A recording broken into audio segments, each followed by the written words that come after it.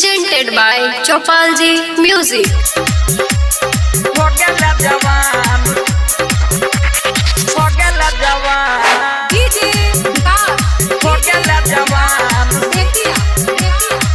DJ वाला के सामान खा के भोगेला जवान सुन हे गे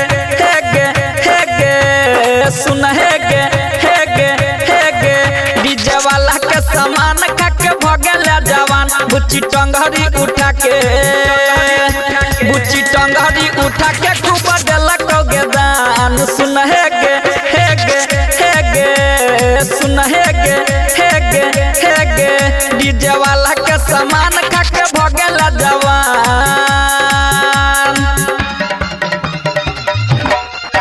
डीजे वाला के सामान खा के भोगेला जवान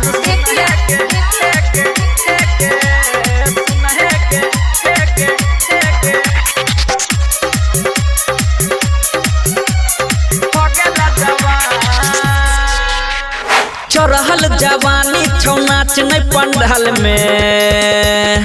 बुझ गई गए डीजे वाला दांत कट ले तो गाल में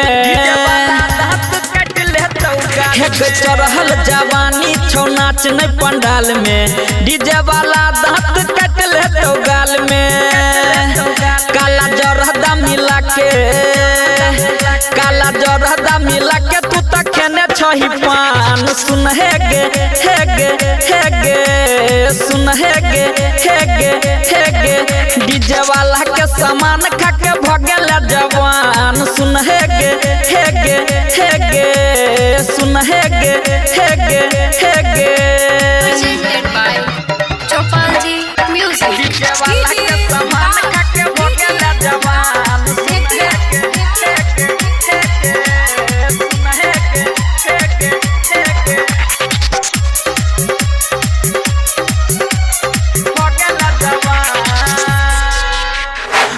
हे छौ बात तोरा अजय अकेला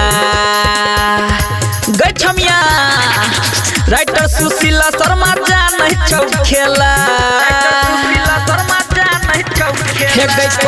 छौ बात तोरा अजय अकेला राइटर सुशीला शर्मा जान छौ खेला छौरी तिरछी